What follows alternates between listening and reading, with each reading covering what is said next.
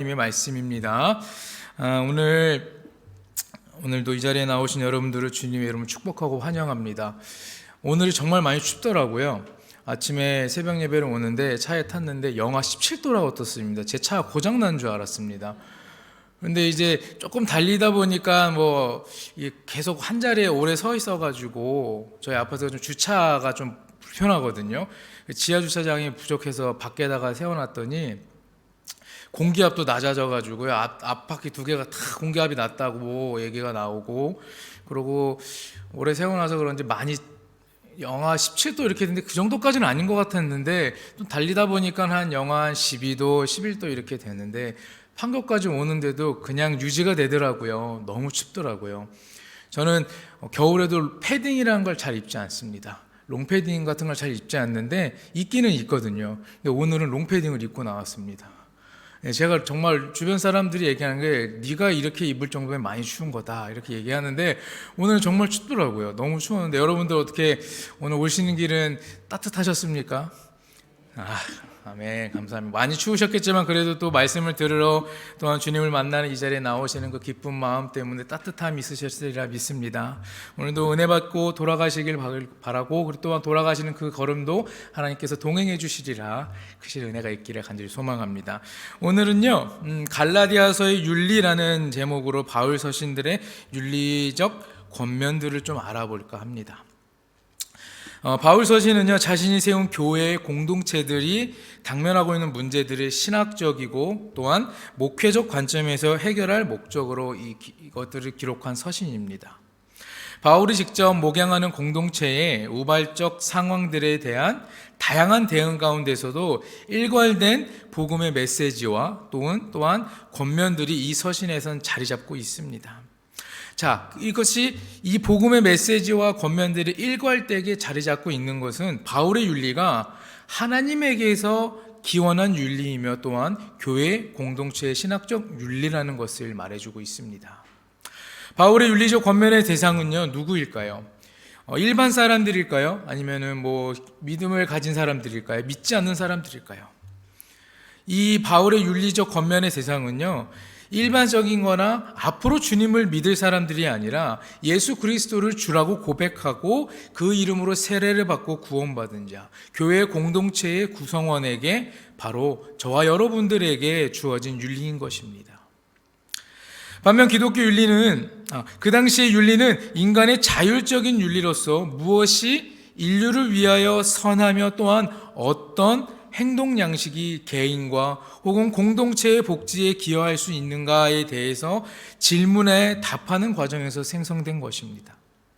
반면 기독교 윤리는, 특히 바울의 이 윤리는요 하나님께서 긍휼하심과 사랑으로 예수 그리스도를 통하여 역사 안에서 행하신 구원 사역에 가장 중요한 뿌리를 두고 있습니다. 바울은 죄인된 인류의 구원을 목적으로 이루어진 예수 그리스도의 죽음과 부활을 통해 완성된 구원의 복음과 또한 다시 오실 예수 그리스도에 대한 종말적 기대가 초대교회를 형성케 한 결정적 근거임을 확신하고 있습니다. 그래서 바울은요 예수 그리스도로 옷 입고 예수 그리스도의 이름을 고백하고 그 이름으로 세례받은 하나님의 자녀들이 받은 그 은혜에 감사하며 또한 성령을 따라 살고 주님을 기쁘시게 하고 그리스도께 속한 지체들인 서로를 섬기며 사랑하고 그리스도의 인격을 닮아가야 할 의무가 있다라는 것을 말하고 있습니다. 갈라디아서의 바울 윤리의 신학적 토대로 볼 때 두 가지 접근법이 있습니다. 첫 번째는 기독론적 접근법이고 두 번째는 교회론적 접근법입니다.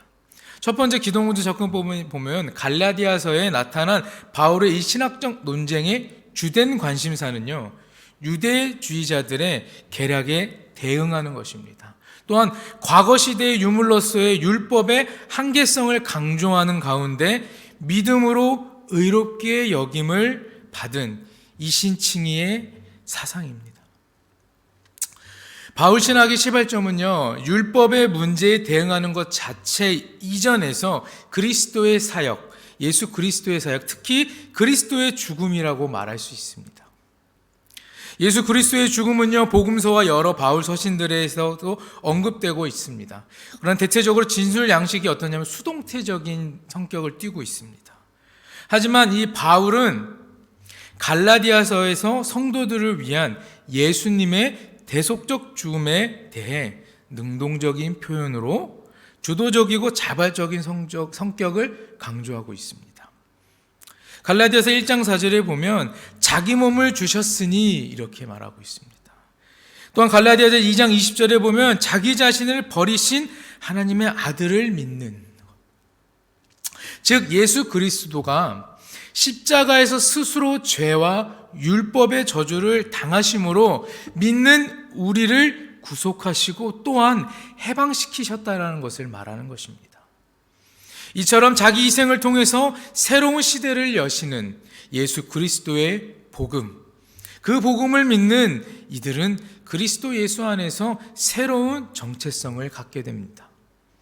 율법과의 관계의 유무를 떠나 보다 더 확대된 시각으로 이전의 존재를 나타내는 민족적이고 또 환경적이고 문화적 조건들을 초월하여서 하나님의 가족으로서 새로운 정체성 속에 믿음을 쫓아 의의 소망을 기다리며 성령을 따라 살아가는 새 시대의 삶을 살게 되는 것이죠. 두 번째, 교회론적 접근을 보면 바울의 이 교회론적 접근은요, 기독론과 무관하지 않습니다. 유대인이나 헬라인을 막론하고 모든 믿는 자에게 예수 그리스도의 자기 희생적 사역이 부여한 새로운 신분과 정체성이 이 바울의 교회론의 핵심이기 때문입니다. 바울은요, 할례를 받음으로 예수 그리스도 안에서 이미 그 역할을 다 감당하고 무효화된 율법을 준수하려고 하는 그 갈라디아 교인들에게 그렇게 하지 않아도 된다라는 것을 설득하고 있습니다. 그들은 이 같은 행동에 스스로는 무너뜨리고 또한 그리스도를 통해 주어진 자유를 스스로 포기하고 율법의 노예 상태로 다시 돌아가려는 행위라는 것을 바울은 계속해서 가르치고 있습니다. 바울은 이든 갈라디아 교인들을 설득하는 일에 하나님을 중심으로 하는 새로운 공동체로서의 가족 개념을 도입하고 있습니다. 갈라디아서 1장 1절에서 3절에 보면 사람들에게서 난 것도 아니요 사람으로 말미암은 것도 아니요 오직 예수 그리스도와 그를 죽은 자 가운데 살리신 하나님 아버지로 말미암아 사도된 바울은 함께 있는 모든 형제와 더불어 갈라디아 여러 교회들에게 우리 하나님 아버지와 주 예수 그리스도로부터 은혜와 평강이 있기를 원하노라, 이렇게 기록하고 있어요. 방금 읽어드린 말씀처럼 이 본문에 제시한 대로 갈라디아 교인들은 아버지로서의 하나님을 경험합니다. 그들은 예수 그리스도 안에서 믿음을 통하여 하나님의 자녀들이 되며 또한 아브라함의 자손으로 세례 시에 그리스도의 옷을 입고 그리고 하나님의 아들인 예수를 통해 하나님의 양자가 된다는 것을 고백합니다. 하나님의 자녀로서 신분을 획득한 갈라디아 교인들을 향하여 바울은 반복적으로 형제들이라고 이렇게 부르고 있습니다. 바울은 일반적인 당시 유대인들의 고착화된 사고와 달리 아브라함의 자녀들에게 약속된 하나님의 칭의의 범위를 믿는 이방인들에게도 확대시켜 적용하고 있다는 것입니다. 하나님의 자녀됨이 유대인에게만 주어진 약속이 아니라 예수 그리스도를 믿는 이방인들에게까지도 주어졌다라는 것입니다. 성령에 의해서 하나님의 약속들에 참여하고 하나님의 가족이 되는 것은 예수 그리스도에 대한 율법의 행위가 아닌 믿음만이 유효한 방법이라는 것입니다.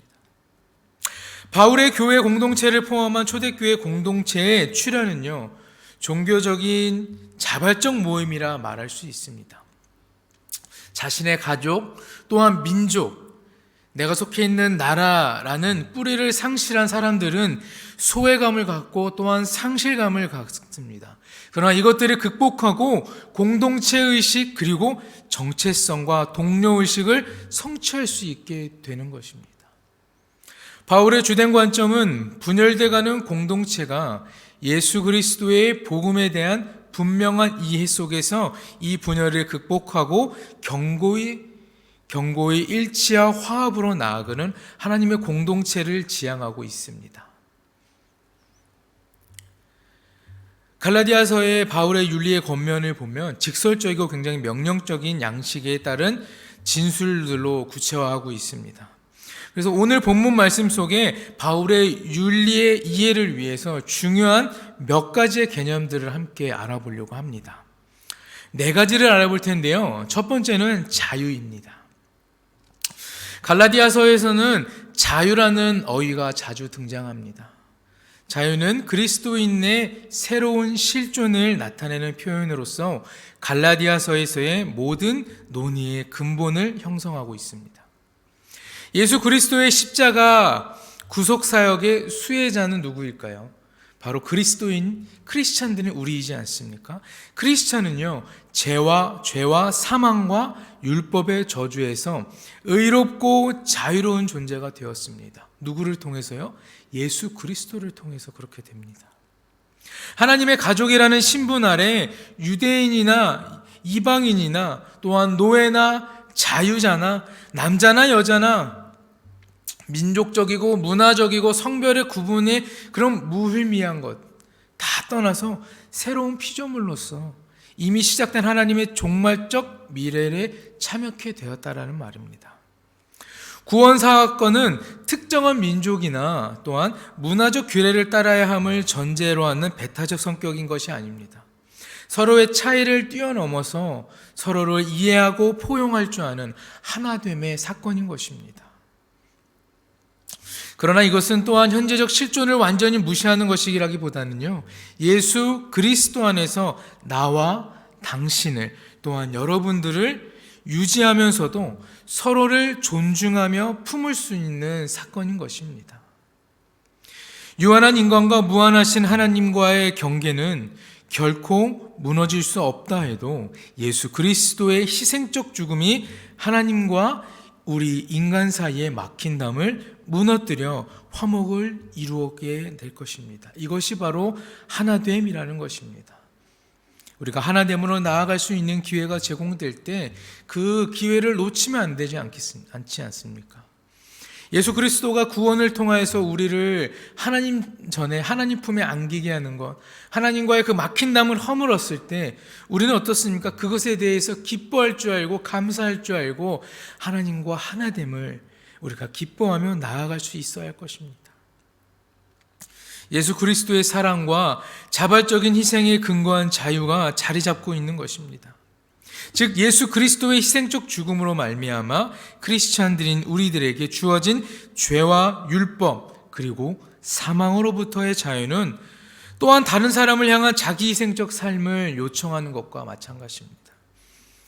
우리에게 주어진 이 자유는요, 스스로의 욕망을 충족시키기 위한 무한대의 자유가 아닙니다.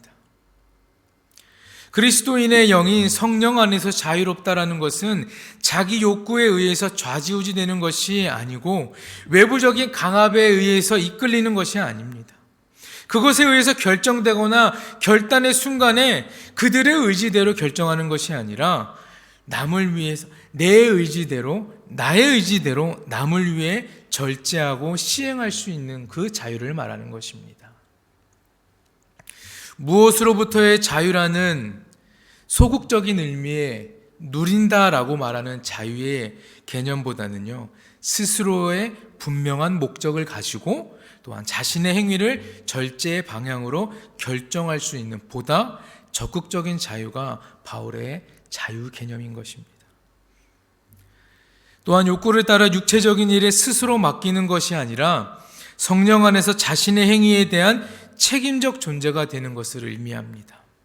자신의 욕망과 욕구에 넘어지지 않고 다른 사람들을 섬기기 위해 자유를 포기할 줄 아는 것이 바로 더 큰 의미의 자유를 말합니다.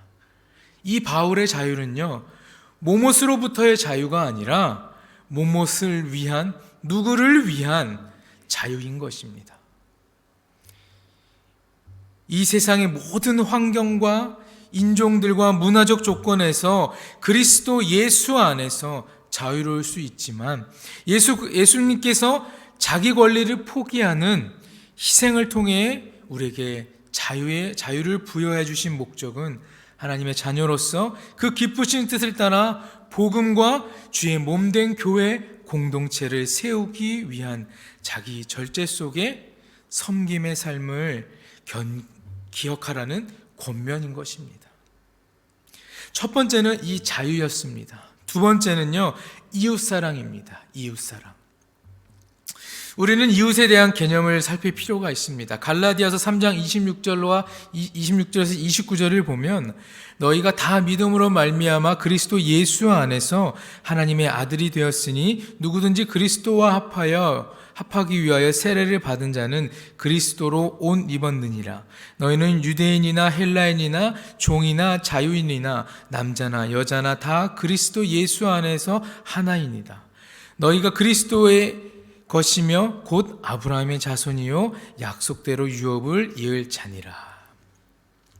여기 보면 어떻습니까? 28절에 보면 너희는 유대인이나 헬라인이나 종이나 자유인이나 남자나 여자나 다 그리스도 예수 안에 하나다라고 얘기합니다. 물론 우리가 살아가다 보면 우리 역사 속에서 보면은 다 이제 계급이 나눠지지 않습니까? 그러나 하나님 보시기에는 다 똑같다라는 것입니다. 하나님 보시기에는 동일하다는 것입니다. 근데 하나님은 동일하게 우리를 바라보시는데 인간인 우리는 어떻습니까? 우리가 기준을 만들어서 그것에 계급을 만들고 너는 나보다 아래 것이다. 아래에 있는 사람이다. 하대하고 저 사람은 나보다 위에 있는 사람이다. 저 사람을 더욱 높이고 있지 않습니까?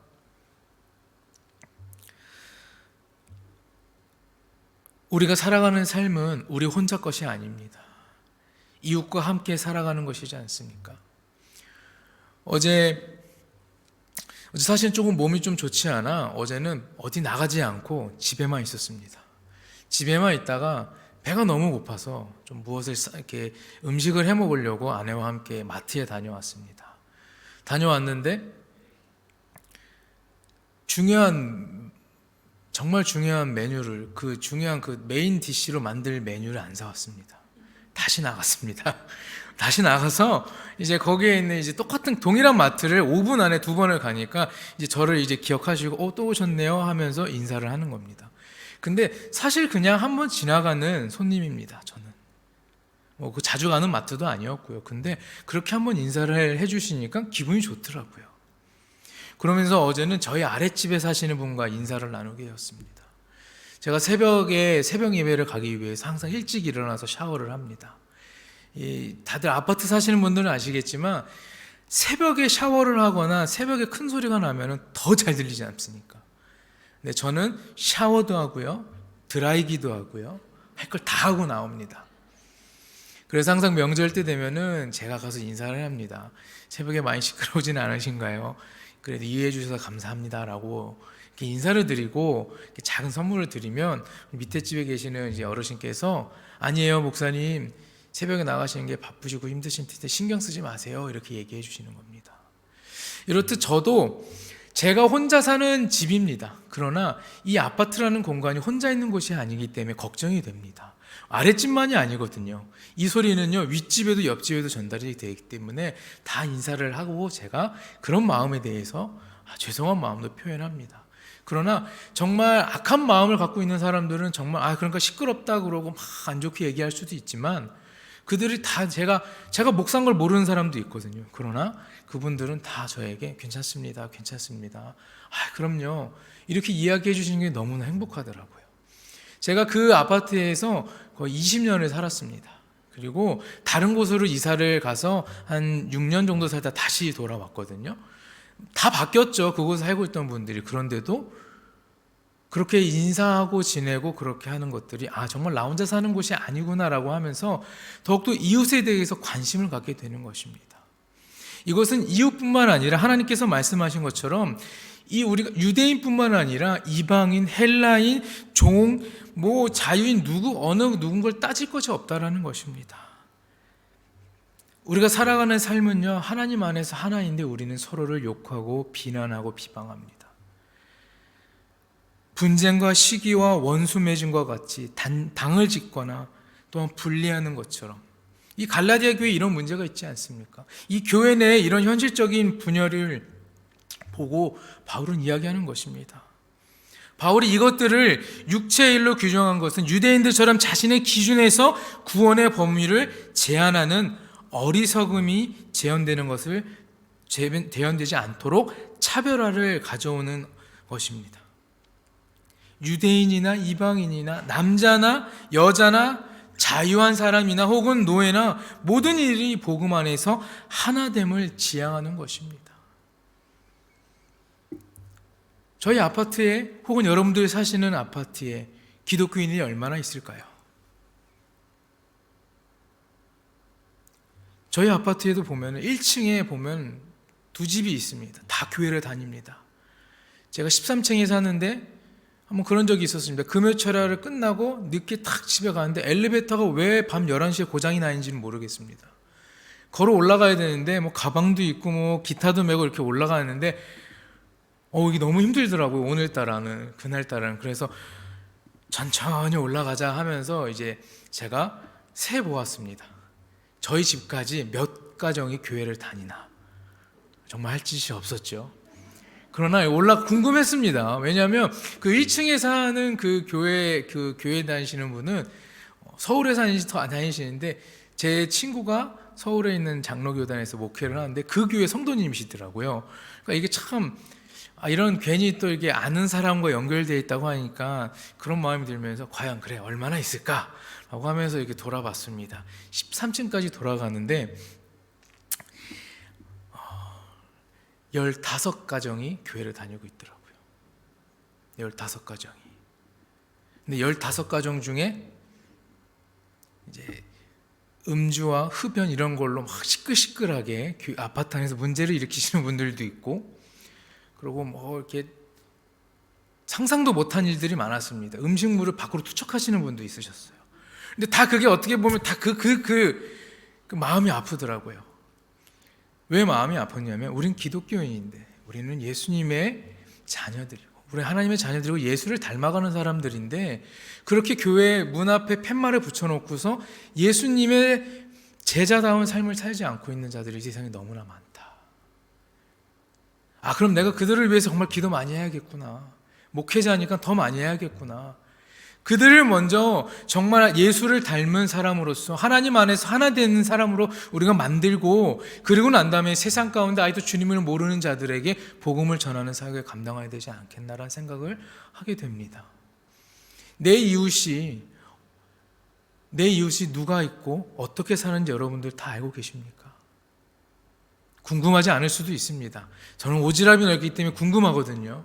저희 앞집에는 골든 리터리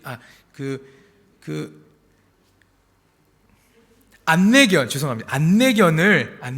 이렇게 가정으로 보내기 전에 최종적으로 이렇게 이제 교육하는 그 집에 2마리가 있더라고요. 너무 사랑스러운 강아지 2마리가 있는데 너무 아름다운 거예요. 그런 모습을 보면서 너무 궁금하잖아요. 죄송합니다. 오지랖이 너무 넓어서 다 궁금해서 다 물어보고 다니거든요, 제가.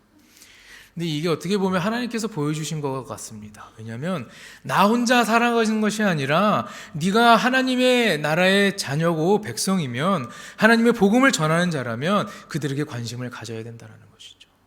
여러분들은 어떻습니까? 여러분들은 이 세상 혼자 살아가는 것 아니지 않습니까? 사랑하는 가족과 나의 지인들과 내 이웃들을 우리가 아끼고 사랑하며 주님의 복음 안에서 우리는 하나라 되어 살아가야 되지 않겠습니까? 하나님께서 말씀하시는 건 우리가 늘 기억하면서 정말 하나님, 나는 이 사랑을 통해 하나님 안에서 더욱더 많은 것을 얻기 원합니다.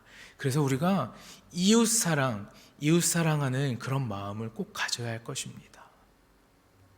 필요에 따라서 그들에게 도움을 줄 수 있는 자가 되어야 될 것이고요. 또한 그들을 위해서 우리가 정말 뜨겁게 기도할 수도 있어야 될 것입니다. 그런 여러분들이 되셔서 하나님께 늘 기쁨의 자녀답게 또한 축복받는 여러분 모두가 되기를 간절히 축복합니다. 마지막 3번째로는요, 성령의 열매입니다. 우리는요, 바울의 목표가 개인의 영혼 구원뿐만 아니라 공동체를 세워나가는 것이라는 것을 잊어버리면 안 됩니다. 기독교 공동체의 일치는요, 바울의 사역에서 굉장히 중요한 관심 요소입니다. 그러므로 우리에게 친숙한 성령의 열매가 개인적인 윤리를 반영하기보다는요, 이 공동체적인 윤리로서 공동체를 세우기 위해서 이기심이나 자신의 욕망과 이익을 추구하는 성향을 버릴 것을 권유하고 있는데 우리는 집중해야 합니다.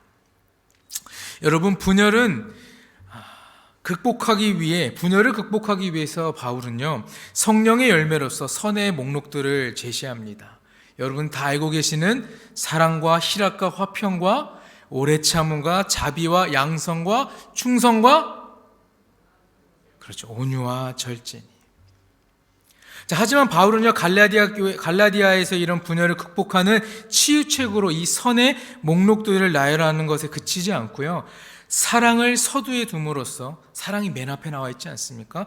사랑을 맨 앞에 둠으로써 그 이외의 목록들은 사랑의 다른 측면의 특징들이라는 것을 밝히며 다양한 목록들을 하나로 묶고 있습니다.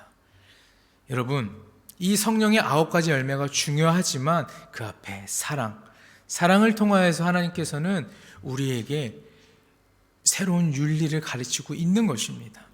성령의 열매는 표현이 암시하는 바는 바울이 갈라디아 교인에게 기대하는 성화된 행위, 도덕적 노력의 산물이기보다는 오히려 성령의 신비한 능력이 그들 안에서, 그리고 그들을 통해서 역사하도록 자신들을 내어 맡김으로써 생겨가는 결과라는 것을 말하고 있습니다. 마지막 네 번째는 서로 짐을 지라라는 것입니다. 6장 2절에 보면 너희가 짐을 서로 지라, 그리하여 그리스도의 법을 성취하라 라고 얘기합니다. 갈라디아서 6장을 제가 읽어드렸습니다. 갈라디아 6장 2절은요, 사랑의 실천 방안으로 서로 짐을 서로 지라고 권면하고 있습니다. 여기서의 짐은요, 신약 성경에서 많이 등장하는 말은 아닙니다. 학자들은 그래서 6장 1절과 6장 2절을 연결시켜서 이 짐이라는 표현을 도덕적 타락, 유혹을 받는 것 혹은 죄악으로 이해하고 있습니다. 그러므로 서로 짐을 지라는 것은 자기 특권을 자발적으로 포기하고 또한 교회 구성원의 약함과 죄악을 바로잡아 하나님의 자녀로서의 삶을 회복시키는 것을 권면하고 있는 것입니다. 한편 짐에 대해서 다른 견해를 갖고 있는 학자들도 적지는 않습니다. 이들은 서로 짐을 지라라는 권면에 자신의 공동체 내에서 가난한 자들을 경제적인 차원에서 실제적으로 도우라는 의미를 가지고 있기도 합니다. 이 짐을 지라라는 게 정말 그들의 무거운 가방과 그런 물건들을 지어주라는 것뿐만 아니라 경제적으로 어려운 자들을 도울 수도 있는 것이고요, 사회적인 약자들을 우리가 도와주어야 된다는 것, 쉽게 말해서 하나님께서 말씀하시고 가르쳐주신 그 사랑을 그들에게 베풀라라는 것입니다. 갈라디아서에서 제시된 교회 공동체 내에서 남의 도움을 필요로 하는 사람들을 보살피는 이웃사랑, 그들과 함께하는 이 짐을 나누는 것, 이것이 바로 초대교회 크리스찬들에게 실질적으로 적용된 삶이기도 합니다. 그러나 그들뿐만 아니라 우리에게도 이것들이 그대로 적용될 수 있어야 합니다. 하나님의 가족으로서 그리스도 예수를 닮아가는 자로서 우리는 새로운 신분을 얻고 새로운 정체성을 얻었습니다. 그렇기 때문에 우리는 더 나아가서 이 세상에 우리가 하나님께 받은 것들을 전하고 나누며 살아가는 것입니다. 그것이 바울이 말하는 윤리인 것입니다. 바울은 자신에게 주 예수 그리스도의 십자가 외에 자랑할 것이 없다고 말합니다. 빌립보서 3장에서도 바울은 외적인 조건으로는 그 어느 누구보다 완벽한 인간이었지만 세상에서 자신을 드러내기 위해 되던 것들, 그것이 무엇이든지 예수 그리스도를 위해서는 다 해로 여기고 배설물로 여긴다라고 얘기했습니다.